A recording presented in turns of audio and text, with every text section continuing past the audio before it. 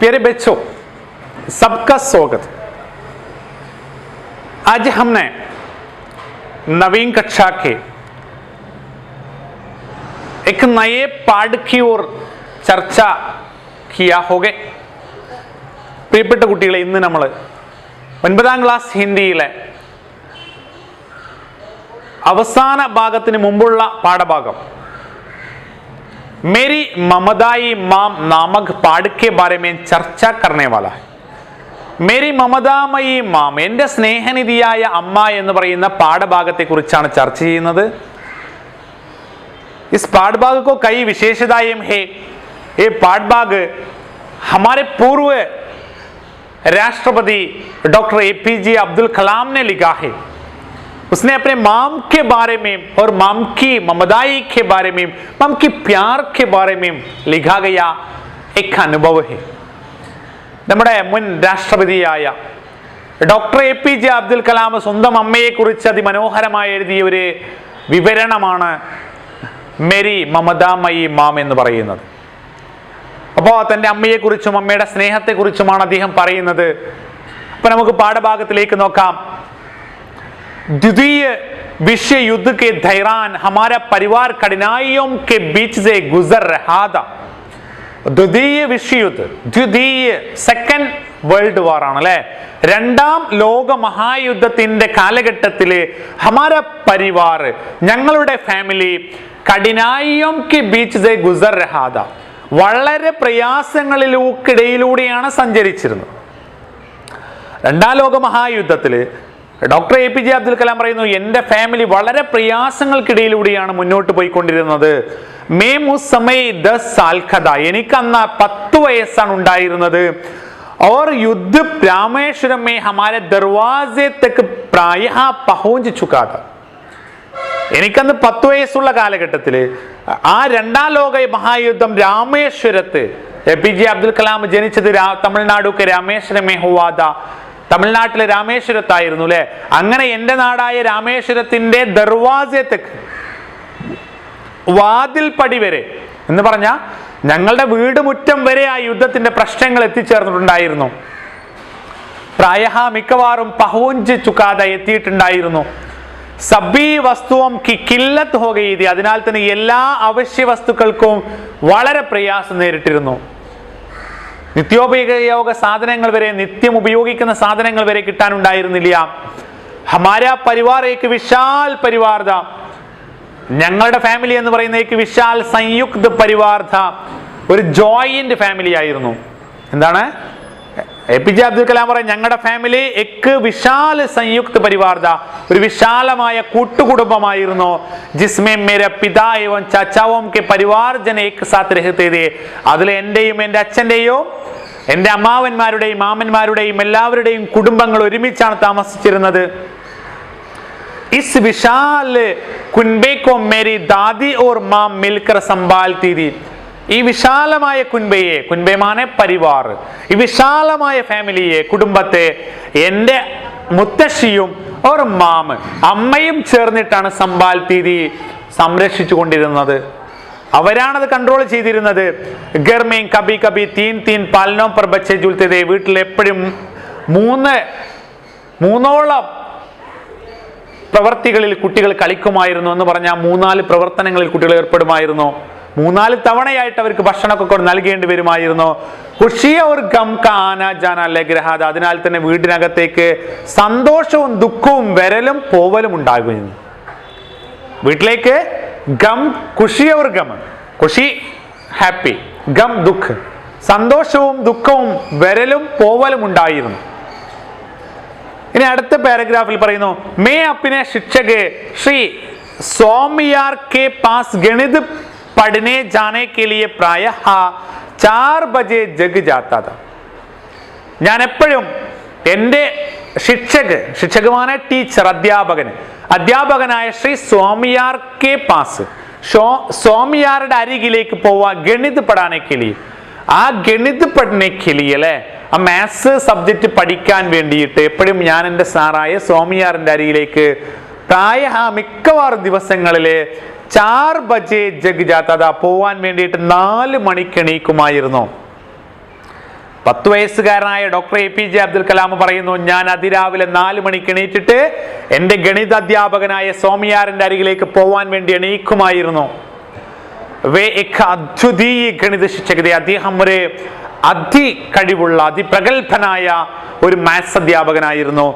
നിശുൽക്ക് tuition പഠാത്തത്, അദ്ദേഹം fees ഇല്ലാതെയാണ്, നിശുൽക്ക് free ആയിട്ടാണ് ട്യൂഷൻ പഠിപ്പിച്ചിരുന്നത്.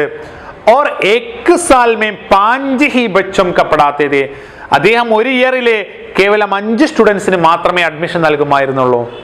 ഒരു ഇയറിൽ 5 കുട്ടികളെ മാത്രമേ അദ്ദേഹം പഠിപ്പിക്കുമായിരുന്നുള്ളൂ. പക്ഷേ അദ്ദേഹം अपने सभी छात्रों पर उन्होंने एक कठोर शर्त लगा रखी है. അദ്ദേഹം തന്റെ എല്ലാ സ്റ്റുഡൻസിനോടും ഒരു കഠിനമായ നിബന്ധന വെക്കുമായിരുന്നു. എന്താണ് കഠോരമായ ഷർത്ത്, കഠിനമായ നിബന്ധന എന്താണ്? ഷർത്ത് യഹ് ഹെ കി, ആ നിബന്ധന ഇതായിരുന്നു, സബി ഛാത്ര സ്നാൻ കർക്കെ 5 ബജെ ഉൻകി കക്ഷാ മേ ഉപസ്ഥിത് ഹോ ജായേ. എല്ലാ സ്റ്റുഡൻസും കൃത്യം 5 മണിക്ക് സ്നാനം ചെയ്തിട്ട് കുളിച്ചിട്ട് 5 മണിക്ക് അദ്ദേഹത്തിന്റെ ക്ലാസ് റൂമിൽ പ്രസന്റ് ആയിരിക്കണം, ഉപസ്ഥിതാവണം, പ്രസന്റ് ആവണം. മേരി മാ മുജ്സെ പഹലെ ജഗ് ജാത്തി തി. അതിനാൽ എൻ്റെ അമ്മ എന്നും എന്നെ അതിരാവിലെ 4 മണിക്ക് വിളിച്ചുണർത്തുമായിരുന്നു. എൻ്റെ അമ്മയെ 4 മണിക്ക് എന്നെ ഉണർത്തുമായിരുന്നു. വേ മുജെ നെഹിലാത്തി ഓർ ട്യൂഷൻ കെ ലിയെ തയ്യാർ കർത്തി. അവരെന്നെ കുളിപ്പിക്കുമായിരുന്നു, എന്നിട്ട് ട്യൂഷന് വേണ്ടിയിട്ട് റെഡിയാക്കുമായിരുന്നു. അതിരാവിലെ 4 മണിക്ക് എന്നെ വിളിച്ചുണർത്തി എൻ്റെ അമ്മ എന്നെ കുളിപ്പിച്ച് ട്യൂഷന് പറഞ്ഞേക്കുമായിരുന്നു. മേം 5:30 ബജെ ഘർ വാപ്പസ് ലൗട്ടെ. അങ്ങനെ ഞാൻ ട്യൂഷനൊക്കെ കഴിഞ്ഞ് കൃത്യം 5:30 ഞാൻ എൻ്റെ വീട്ടിലേക്ക് തിരിച്ചെത്തും. 5:30 ഞാൻ വീട്ടിലേക്ക് വാപ്പസ് ടു റിട്ടേൺ വരുമായിരുന്നു. उस समय नमाज अदा करने तथा अरबी स्कूल में कुरान शरीफ सीखने के लिए ആ സമയത്ത് 5:30 നമാസ് അദാ करने के लिए നമസ്കരിക്കാൻ വേണ്ടി, ഈശ്വര പ്രാർത്ഥന നടത്താൻ വേണ്ടിയിട്ട് और അറബി സ്കൂൾ മേ, അത് മാത്രമല്ല ഞങ്ങളുടെ നാട്ടിലുള്ള അറബി സ്കൂളിലെ ഖുർആൻ ഷരീഫ് പഠിക്കാൻ വേണ്ടിയിട്ട് മുझे ले जाने को, എന്നെ കൊണ്ടുപോവാൻ വേണ്ടിയിട്ട് പിതാ മേരി പ്രതീക്ഷ കർ രഹേ ഹോത്തെ, എൻ്റെ പിതാവ് എന്നെ പ്രതീക്ഷിച്ച് നിൽക്കുന്നുണ്ടാകും. അതിരാവിലെ ഞാൻ സ്വാമിയാരുടെ മാത്സ് ക്ലാസ് കഴിഞ്ഞ് നേരെ വീട്ടിലേക്ക് വരും. അപ്പം എൻ്റെ പിതാവ് നിസ്കരിക്കാൻ വേണ്ടിയിട്ട് നമസ്കരിക്കാൻ കൊണ്ടുപോകാനും ഖുർആൻ ഷരീഫ് പഠിപ്പിക്കാനും വേണ്ടിയിട്ട് എന്നെ 5:30 മണിക്ക് കാത്തു നിൽക്കുന്നുണ്ടാകും. അങ്ങനെ എന്ത് ചെയ്യുമായിരുന്നു? ഉസ്കെ ബാദ് മേം, അങ്ങനെ ആ ക്ലാസ്സിന് ശേഷം അതിനുശേഷം ഞാൻ അപ്പിനെ ഗർസെ 3 കിലോമീറ്റർ की दूरी, എൻ്റെ വീട്ടിൽ നിന്ന് 3 കിലോമീറ്റർ ദൂരെയുള്ള രാമേശ്വരം റോഡ് റെയിൽവേ സ്റ്റേഷൻ പൈതൽ ജാത്ത, രാമേശ്വരം റോഡ് റെയിൽവേ സ്റ്റേഷനിലേക്ക് കാൽനടയായി പോകുമായിരുന്നു. അങ്ങനെ അതിരാവിലെ ഞാൻ 4 മണിക്ക് എണീക്കും, 5 മണിക്ക് ഞാൻ സ്വാമിയാരുടെ ട്യൂഷനിലേക്ക് എത്തിച്ചേരും. അങ്ങനെ മാത്സ് ക്ലാസ്സിന് ശേഷം 5:30 എൻ്റെ അച്ഛനോട് കൂടെ നമസ്കരിക്കാനും എൻ്റെ പിതാവായ സൈനുൽ ആബിദീനോട് കൂടെ ഞാൻ നമസ്കരിക്കാൻ വേണ്ടിയിട്ട് എവിടേക്ക് പോകുമായിരുന്നു? അതുപോലെ ഖുർആൻ ഷരീഫ് പഠിക്കാൻ വേണ്ടി പോകുമായിരുന്നു. 5:30 തിരിച്ചെത്തിയിട്ട് അതിനുശേഷം ഞാൻ എൻ്റെ വീട്ടിൽ നിന്ന് 3 കിലോമീറ്റർ ദൂരെയുള്ള രാമേശ്വരം റോഡ് റെയിൽവേ സ്റ്റേഷനിലേക്ക് നടന്നു പോകുമായിരുന്നു. എന്നിട്ടോ വഹാം സെ ഹോക്കർ ഗുസർനെ വാലി ധനുഷ്കോടി മേൽ സെ സമാചാർ പത്രം ക ബണ്ടൽ ലേത്ത, അതിലൂടെ സഞ്ചരിക്കുന്ന അതിരാവിലെ വരുന്ന ആ ധനുഷ്കോടി എക്സ്പ്രസിൽ നിന്നും ന്യൂസ് പേപ്പറിന്റെ ബണ്ടലുകൾ ശേഖരിച്ചുകൊണ്ട്, സമാചാർ പത്ര ന്യൂസ് പേപ്പർ, സമാചാർ ന്യൂസ് കേട്ടോ, പരീക്ഷയ്ക്ക് एक समाचार തയ്യാർ കരയുമെന്ന് പറഞ്ഞാൽ ന്യൂസ് തയ്യാറാക്കുക, സമാചാർ പത്ര പഠിയുമെന്ന് പറഞ്ഞാൽ ന്യൂസ് പേപ്പർ വായിക്കാനാണ്. അപ്പം ഞാൻ രാവിലെ ധനുഷ്കോടി എക്സ്പ്രസിൽ വരുന്ന ആ പത്രക്കെട്ടുകൾ എടുത്തുകൊണ്ടിട്ട് തേസി സെ ഷഹർ ലൗട്ടാ, ജൽദി സെ, വളരെ സ്പീഡിൽ ടൗണിലേക്ക് തിരികെ വരും. ഷഹർ may Sabse പഹലെ ma'am he ലോഗോം തക്ക് Samachar തക്ക് പഹുഞ്ചതാ. ഞാനായിരുന്നു ടൗണിലെ ആളുകൾക്കിടയിലേക്ക് ആദ്യമായിട്ട് പത്രം എത്തിക്കുന്ന ആള്. എന്താ പറയുന്നത്? ഞാൻ ആ രാമേശ്വരം റെയിൽവേ സ്റ്റേഷനിൽ പോയിട്ട് ധനുഷ്കോടി എക്സ്പ്രസ് എന്ന പത്രക്കെട്ടെടുക്കും, എന്നിട്ട് അതിരാവിലെ പട്ടണത്തിലേക്ക് തിരിച്ചു വന്നിട്ട് ടൗണിലെ സബ്സെ പഹലെ, ഏറ്റവും ആദ്യം മേംഹി, ഞാൻ തന്നെയായിരുന്നു ആളുകളിലേക്ക് ആ ന്യൂസ് പേപ്പർ എത്തിച്ചിരുന്ന ആള്. 10 വയസ്സുകാരനായ ബാലകൻ കലാമാണ് തൻ്റെ കുട്ടിക്കാല ജീവിതാനുഭവങ്ങൾ പറഞ്ഞു തരുന്നത്. മക്കളെ, ഹം സോച്ചേം, നമ്മൾ ചിന്തിക്കുക, हमारे जिंदगी में हम जितने अधिक ऊंचे पद पर पहुंचने चाहते हैं तो हमेशा मेहनत करना चाहिए. നമ്മുടെ ലൈഫിൽ നമ്മൾ എത്രമാത്രം ഉയരങ്ങളിൽ എത്തിച്ചേരാൻ ആഗ്രഹിക്കുന്നുവോ എങ്കിൽ നിങ്ങൾ ഹാർഡ് വർക്ക് ചെയ്യുക, കഠിനാധ്വാനം ചെയ്യുക, അതിരാവിലെ എണീക്കുക, അതിരാവിലെ എണീറ്റ് ജീവിതം ക്രമപ്പെടുത്തുക, പഠിക്കാനുള്ളത് പഠിക്കുക. അപ്പൊ അടുത്ത പാരഗ്രാഫ് നോക്കാം. എന്താ പറയുന്നത്? യേ ജിമ്മേദാരി നിഭാനെ കെ ബാദ്, ആ ഡ്യൂട്ടി നിർവഹിച്ചതിന് ശേഷം, പത്രവിൽപ്പനയും കഴിഞ്ഞതിന് ശേഷം മേ 8 ബജെ തക് ഘർ വാപ്പസ് ആത്ത ജാത്ത, 8 മണിയാകുമ്പോൾ പത്രവിൽപ്പനയ്ക്ക് ശേഷം വീട്ടിലേക്ക് തിരിച്ചെത്തും.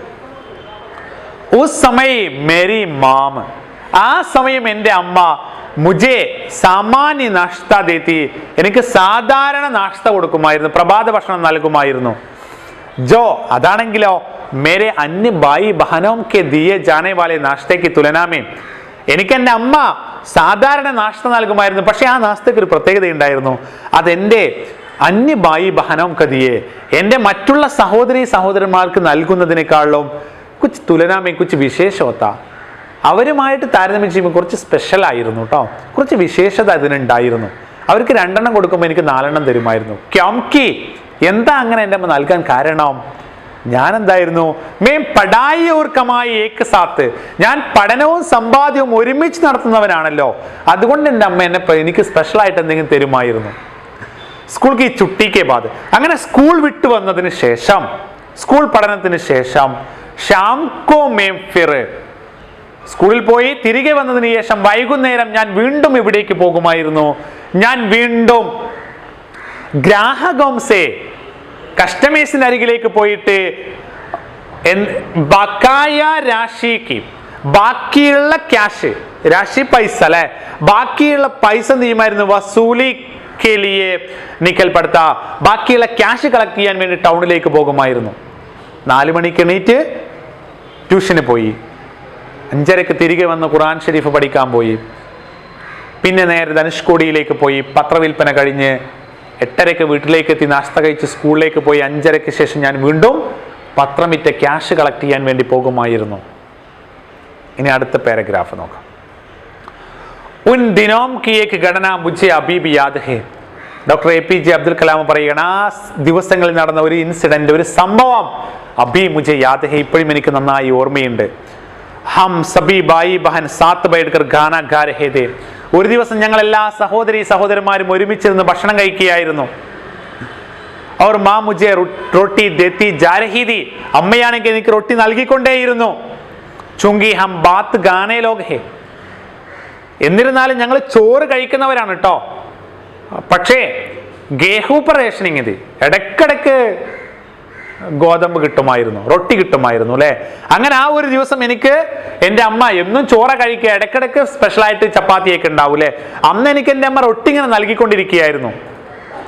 അങ്ങനെ ജബ് മേം ഖാന ഖാ ചുക്കാത്തോ, എപ്പോഴാണോ ഞാൻ ഫുഡ് കഴിച്ചു കഴിഞ്ഞത്, തോ മേരെ ബഡേ ഭായിനെ മുझे ഏകാന്ത് മേ ബുലാക്കർ ഡാണ്ട, എൻ്റെ വലിയ സഹോദരൻ എന്നെ ഒറ്റയ്ക്ക് വിളിച്ചിട്ട് ഏകാന്തതയിലേക്ക് വിളിച്ച് ശകാരിച്ചു. അങ്ങനെ ഞങ്ങൾ എല്ലാവരും ഇരുന്ന് ഭക്ഷണം കഴിച്ചു. നേരത്തെ പറഞ്ഞു എൻ്റെ അമ്മ എന്നും എനിക്ക് മറ്റ് സഹോദരന്മാർ നൽകുന്നതിനേക്കാളും സ്പെഷ്യലായിട്ട് എന്തെങ്കിലും നൽകുമായിരുന്നു അല്ലെ. അങ്ങനെ അന്നും ഭക്ഷണം കഴിച്ചു. ഭക്ഷണം കഴിച്ച് എണീച്ചതിന് ശേഷം എൻ്റെ ജ്യേഷ്ഠൻ എന്നെ ഒറ്റയ്ക്ക് വിളിച്ച് ശകാരിച്ചു. എന്താ ഏട്ടൻ പറഞ്ഞത്? കലാം, എടോ കലാമേ, ജാൻതി ഹോ ക്യാ ഹുവാ, ഇവിടെ ഉണ്ടായത് എന്താന്ന് തനിക്കറിയുമോ? തും റൊട്ടി ഗാനേ ജാ രഹേ ഥേ, നീ റൊട്ടി തിന്നുകൊണ്ടിരിക്കുകയായിരുന്നല്ലോ അല്ലേ. മാം തുമേ റൊട്ടി ദേത്തി ജാ രഹി ഥി, അമ്മയാണെങ്കിൽ നിനക്ക് റൊട്ടി നൽകിക്കൊണ്ടിരിക്കുകയുമായിരുന്നു. നീ റൊട്ടി കഴിക്കുന്നു, അമ്മ റൊട്ടി നൽകുന്നു അല്ലേ. ഉനോംനെ അപ്പിനെ ഹിസ്സേ കെ ബി സാരി റൊട്ടിയം തുമേ ദേ ദി, അമ്മയുടെ എല്ലാ ഭാഗങ്ങളും, അമ്മയ്ക്ക് വേണ്ടി നീക്കിവെച്ച എല്ലാ റൊട്ടികളും നിനക്കാണ് നൽകിയത്, മനസ്സിലായോ? അതുകൊണ്ട് കലാമേ നീ എന്ത് ചെയ്യരുത്? അബി ഗർക്കി പരിസ്ഥിതി ടീക്കിനെ, ഇപ്പൊ നമ്മുടെ വീട്ടിലെ സ്ഥിതി എനിക്കറിയാലോ, വളരെ നല്ലതല്ല, യുദ്ധമൊക്കെ നടക്കണേ, സാധാരണ വസ്തുക്കൾ പോലും, അവശ്യ വസ്തുക്കൾ പോലും കിട്ടാനില്ല. അതുകൊണ്ട് അമ്മയ്ക്ക് വേണ്ടി കഴിക്കാൻ വേണ്ടി നീക്കിവെച്ച എല്ലാ ഫുഡും ഡെയിലി നിനക്ക് നൽകുകയാണ്. അതുകൊണ്ട് നിന്നോട് പറയാനുള്ളത് എന്താണെന്നറിയുമോ? എന്താണ്? ഏക്ക് ജിമ്മേദാർ ബേട്ടവനോ, ഒരു ഉത്തരവാദിത്തമുള്ള മകനായി മാറ്. ഒരിക്കലും അപ്പനി മാംകോ ബൂക്കോ മത്ത് മാര്, ഒരിക്കലും അമ്മയെ പട്ടിണിക്കിട്ട് കൊല്ലരുത് കേട്ടോ. അപ്പനി മാംകോ ബൂക്കോ മത്ത് മാരോ, സ്വന്തം അമ്മയെ പട്ടിണിക്കിട്ട് കൊല്ലരുത്. കലാമിന് ഇത് അറിയില്ലായിരുന്നു. തൻ്റെ അമ്മയാണ്, തൻ്റെ അമ്മയ്ക്ക് കഴിക്കാനുള്ള ഭക്ഷണമാണ് തന്നോടുള്ള സ്നേഹം കാരണം തനിക്ക് കൂടുതലായി നൽകുന്നതെന്ന് ആ ബാലനായ കലാമിന് അറിയില്ലായിരുന്നു. തൻ്റെ ജ്യേഷ്ഠൻ വിളിച്ചിട്ട് പറഞ്ഞു, മോനെ, വീട്ടിലെ അവസ്ഥ വളരെ പരിതാപകരമാണ്. എന്ന് നിനക്ക് കൂടുതൽ നൽകുന്നത് ആ സാധുവായ സ്ത്രീ, നമ്മുടെ അമ്മ, നിന്നോടുള്ള സ്നേഹം കാരണം കൂടുതൽ നൽകുന്നതാണ്. അതുകൊണ്ട് ഉത്തരവാദിത്തമുള്ള മോനായി മാറി നീ ഒരിക്കലും അമ്മയെ പട്ടിണിക്കിട്ട് കൊല്ലരുത് കേട്ടോ. ഇത് കേട്ടപ്പോ ഉസ് ദിൻ പഹലി ബാർ മുझे സിഹിറൻ की അനുഭൂതി हुई. അന്ന് ആദ്യമായി എൻ്റെ ലൈഫിൽ ഞാൻ ഏറ്റവും എന്തായിപ്പോയി, സിഹിറൻ की അനുഭൂതി हुई. ആകെ പരിഭ്രാന്തരായിപ്പോയി അല്ലേ, അന്തം വിട്ടുപോയി, ഞാനാകെ വഷളായിപ്പോയി. അങ്ങനെ ഞാൻ എന്ത് ചെയ്തു, ആ പരിഭ്രാന്തിയോടുകൂടി മേ അപ്പിനെ ആപ്കോ രോക് നഹീ സകാ, ഞാൻ എനിക്കാകെ സങ്കടം വന്നു പോയി, എനിക്ക് എൻ്റെ സങ്കടത്തെ പിടിച്ചു നിർത്താൻ കഴിഞ്ഞില്ല. ദൗഡ് കർ ആപ്കെ മാം കെ പാസ് ഗയാ, ഞാൻ ഓടിയിട്ട് അമ്മയുടെ അരികിലേക്ക് ചെന്നു. और भावावेश में अपने लिपट गया, ഭാവാവേശത്തോട്, വികാര പരിവേഷത്തോടു കൂടി ഞാൻ അമ്മയെ കെട്ടിപ്പിടിച്ചു. മേം അബ് ബി പൂനം കി രാത് മേം, ഇപ്പോഴും ഞാൻ ആ പൂർണാഷ്ടമി രാവിലെ, ആ നിലാവുള്ള രാത്രിയിൽ ഞാൻ എപ്പോഴും എൻ്റെ അമ്മയെ യാദ് കർത്താഹും, ഇപ്പോഴും ഞാൻ എൻ്റെ അമ്മയെ ഓർക്കുമായിരുന്നു. ഇന്നും എൻ്റെ ലൈഫിൽ ഞാൻ അമ്മയുടെ സ്നേഹത്തെക്കുറിച്ച് ഓർക്കുമായിരുന്നു. മേം അബ്ബി, എന്നിട്ടാ സ്മൃതി കി ചവിയോമേം, ആ അമ്മയുടെ ഓർമ്മയ്ക്കാണ് മേരി പുസ്തക്, എൻ്റെ പുസ്തകമായ അഗ്നി കി ഉഡാൻ, അല്ലേ, വിങ്സ് ഓഫ് ഫയർ എന്ന് പറയുന്ന, അഗ്നിച്ചിറകുകൾ എന്ന് പറയുന്ന പുസ്തകത്തില് മേൻ സംഗ്രഹീത്, ഞാൻ ഉൾപ്പെടുത്തിയിരിക്കുന്ന മാം എന്ന് പറയുന്ന കവിത ആ അമ്മയുടെ സ്നേഹത്തിലേക്കുള്ള സമർപ്പണമാണ്. അന്ന് വിങ്സ് ഓഫ് ഫയർ എന്ന് പറയുന്ന, അഗ്നിച്ചിറകുകൾ എന്ന് പറയുന്ന പുസ്തകത്തിൽ ഞാൻ എൻ്റെ അമ്മയ്ക്ക് വേണ്ടി ഒരു കവിത മാം എന്ന പേരിൽ അറിയപ്പെട്ടിട്ടുണ്ട്, എഴുതിയിട്ടുണ്ട്.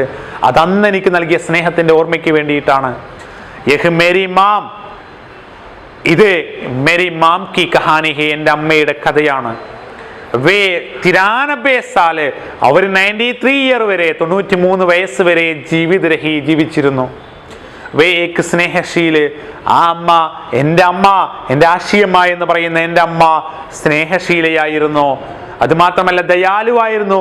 ഒരു ധാർമ്മിക പ്രവൃത്തിക്കോ മഹിളതി, മതപരമായി വളരെ ചിട്ടയുള്ള ഒരു സ്ത്രീ കൂടിയായിരുന്നു.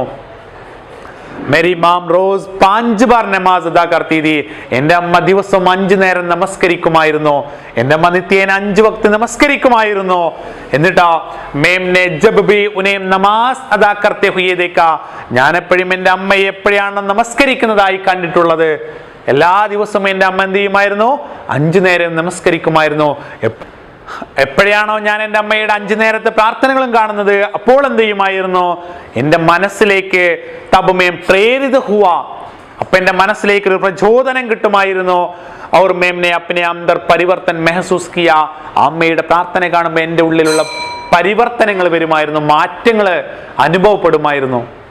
ഈശ്വര പ്രാർത്ഥന കാണുമ്പോൾ എൻ്റെ മനസ്സിലേക്ക് ഒരുപാട് ദൈവചിന്തകൾ കടന്നു വരുമായിരുന്നു. എന്നിട്ടോ നാരി ഈശ്വർ കി സുന്ദർ രചന ഹേ, എൻ്റെ അഭിപ്രായത്തിൽ സ്ത്രീ എന്ന് പറയുന്ന ദൈവത്തിൻ്റെ അപൂർവമായ സുന്ദരമായ സൃഷ്ടിയാണ്. നാരി ഖുദാ കി സുന്ദർ രചന ഹേ, സ്ത്രീകൾ എന്ന് പറയുന്ന ഈശ്വരൻ്റെ സുന്ദരമായ സൃഷ്ടികളാണ്. മേം ദോ മഹാൻ മഹിളാവും കി സ്മൃതി സേ സദൈവ പ്രേരിത ഏവം ഉത്സാഹിതോ തരഹും, ഞാനപ്പോഴും എൻ്റെ ലൈഫിൽ 2 സ്ത്രീകളിൽ നിന്നാണ് പ്രചോദനവും ഉത്സാഹവും ഉൾക്കൊണ്ടിട്ടുള്ളത്. എൻ്റെ ലൈഫിനെ ഏറ്റവും കൂടുതൽ ഇൻഫ്ലുവൻസ് ചെയ്ത, ഏറ്റവും കൂടുതൽ സ്വാധീനിച്ച 2 ദോ മഹിളായേം ഹേ, എൻ്റെ ലൈഫിനെ സ്വാധീനിച്ച 2 സ്ത്രീകൾ ഉണ്ടായിരുന്നു. എക് മേരി മാം ഹേ, ഒന്നെൻ്റെ അമ്മയാണ്. ആരൊക്കെയായിരുന്നു? ഇൻമേം സേ എക് മേരി മാം, അതിലൊന്നെൻ്റെ അമ്മയായിരുന്നു. തഥാ ദൂസരി ഭാരതരത്ന MS സുബ്ബലക്ഷ്മി, രണ്ടാമതായി ഭാരതരത്നം കിട്ടിയ MS സുബ്ബലക്ഷ്മിയാണ്. ആ 2 മഹിളകളാണ് എൻ്റെ ലൈഫിൽ ഇന്നും ഏറ്റവും കൂടുതൽ സ്വാധീനം ചെലുത്തിയ 2 ആളുകൾ. അതുകൊണ്ട് ഡോക്ടർ APJ അബ്ദുൽ കലാം പറയുന്നു, മേരി മമതായി ഹെ മാം, എൻ്റെ ഏറ്റവും സ്നേഹനിധിയായ അമ്മയായിരുന്നു. तो बच्चों सोचिए, हम सब लोगों को हमारी माम है. हम उड़ने से पहले वो उड़ता है, हमारे लिए भोजन पकाते हैं, और हमेशा उसकी दुख में भी उसका दुख बाहर में नहीं निकलते. हमेशा सुख के साथ अपने बच्चों के लिए, अपने परिवार के लिए मेहनत करते करते अपनी जिंदगी न्योच्छा करते हैं. നമ്മുടെ വീടുകളിലും സ്ത്രീകളുണ്ട്. ഈ നാരി ഈശ്വർ കി സുന്ദർ രചന ഹെ. സ്ത്രീകള് ഈശ്വരന്റെ സുന്ദരമായ സൃഷ്ടികളാണ്. സ്നേഹത്തിന്റെയും സഹാനുഭൂതിയുടെയും ക്ഷമയുടെയും ഏറ്റവും മനോഹരമായ ഉദാഹരണങ്ങളാണ് സ്ത്രീകൾ എന്ന് പറയുന്നത്. ഏറ്റവും സ്നേഹമുള്ളവരാണ് നമ്മുടെ അമ്മമാര്. തോ ബച്ചോ മെഹനത്ത് കരയും. മക്കളെ, നമ്മളെല്ലാവരും ഹാർഡ് വർക്ക് ചെയ്യുക. മെഹനത്ത് കിയാ തോ ഫൽ ബി മിൽതാ ഹൈ. നമ്മൾ ഹാർഡ് വർക്ക് ചെയ്താൽ അതിനുള്ള ഫലം നമുക്ക് ലഭിക്കും. ജോ നമുക്ക് ഗാത്താ ഹൈ സോ പാനി ബി പീതാ ഹൈ. ആരാണോ ഉപ്പ് തിന്നുന്നത് അവന് വെള്ളം കുടിക്കണം എന്ന് പറയുന്നത് പോലെ ജോ മെഹനത്ത് കിയാ ഹൈ ഉസ്കോ ഫൽ ബി മിൽതാ ഹൈ. ആരാണോ പരിശ്രമിക്കുന്നവർക്ക് അവർക്ക് ലക്ഷ്യസ്ഥാനത്ത് എത്തിച്ചേരാൻ കഴിയും എന്ന ഓർമ്മപ്പെടുത്തലോടുകൂടി മേരി മമതാമയി മാം എന്ന് പറയുന്ന പാഠഭാഗം ഇവിടെ അവസാനിക്കുന്നു. നമുക്ക് ഈ പാഠഭാഗത്തിൽ വരുന്ന മിലാൻ കരീം എന്ന് പറയുന്ന ഒരു വർക്ക് നോക്കാം. നിങ്ങൾ ടെക്സ്റ്റ് ബുക്കിന്റെ പേജ് നമ്പർ 84 നൽകിയിരിക്കുന്നു. മഹായുദ്ധ ക പ്രഭാവ് രാമേശ്വരം മേം ബി ഹുവ.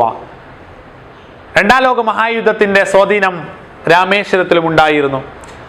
ബാലക് കലാം പഠായി ഓർ കമായി ഏക് സാത്ത് കർത്താ താ. ബാലകനായ കലാം പഠനവും സമ്പാദ്യവും ഒരുമിച്ച് ചെയ്യുമായിരുന്നു. ബാലക് കലാം സംയുക്ത പരിവാർ മേ രഹതാ താ. ബാലക് കലാം ജോയിന്റ് ഫാമിലിയിലാണ് ജീവിച്ചത്. മാം ക പ്യാർ സമജ്കർ ബാലക് കലാം കോ സിഹ്റൻ കി അനുഭൂതി. അമ്മയുടെ സ്നേഹം മനസ്സിലായപ്പം ബാലകനായ കലാമിന് വികാരഭരിതനായി പോയി. പിന്നെ ഈ സെക്കൻഡ് പാർട്ടിൽ ഏതാ കൊടുക്കുക?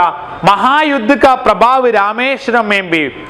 ആ വലിയ യുദ്ധത്തിന്റെ പ്രഭാവം കാരണം രാമേശ്വരത്ത് പോലും എല്ലാ വസ്തുക്കൾക്കും കില്ലത്ത് ഹുയി, ക്ഷാമമുണ്ടായിരുന്നു അല്ലെ. ഇപ്പൊ ഒന്നാമത്തെ കിട്ടിയോ? നിങ്ങൾ എഴുതുമ്പോ നിങ്ങളത് ടെക്സ്റ്റ് ബുക്കിൽ കൃത്യമായി മാർക്ക് ചെയ്ത് വെച്ചാൽ മതി. ഇനി രണ്ടാമത്തെ എന്താ വരിക?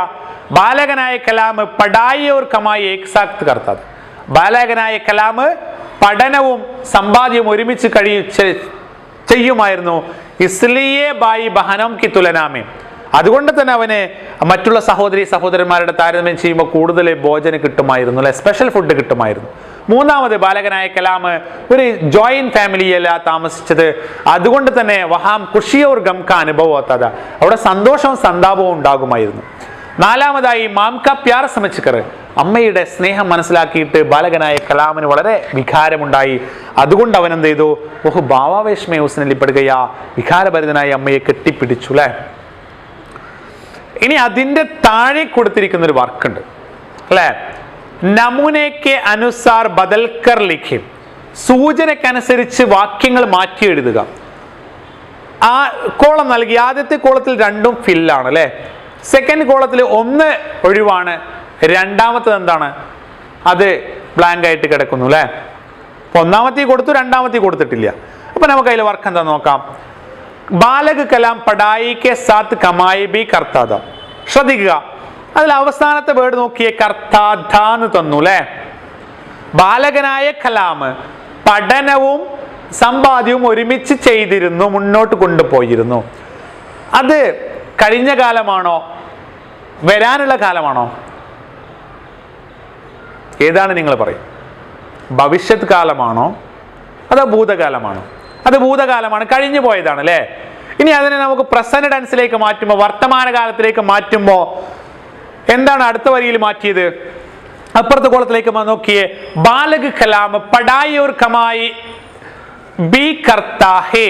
ആ കർത്താധ എന്നതിനെ കർത്താഹേ എന്നൊക്കെ മാറ്റില്ലേ. താദ താഹേ എന്നാക്കി. അപ്പൊ കർത്താധ എന്ന് വന്നത് കർത്താഹേ എന്നാക്കി. ഇനി സെക്കൻഡ് പാർട്ടിലേക്ക് നോക്കിയേ. ഗണിത ശിക്ഷക 5 ഛാത്രോം കോ പഠാത്തെ ഥേ. മാത്സിന്റെ അധ്യാപകൻ 5 കുട്ടികളെ പഠിപ്പിച്ചിരുന്നു. അപ്പൊ നേരത്തെ കർത്താധ എന്നതിനെ കർത്താഹേ എന്നാക്കിയെങ്കിൽ ഇവിടെ പഠാത്തെ ദേ എന്നതിനെ അവിടെ പഠാത്തെ ഹേം എന്നാക്കിയാ മതി. ഗണിത ശിക്ഷക് 5 ഛാത്രോം കോ പഠാത്തെ ഹേം. പഠാത്തെ ഹേം എന്നാക്കണം. മനസ്സിലായില്ലേ?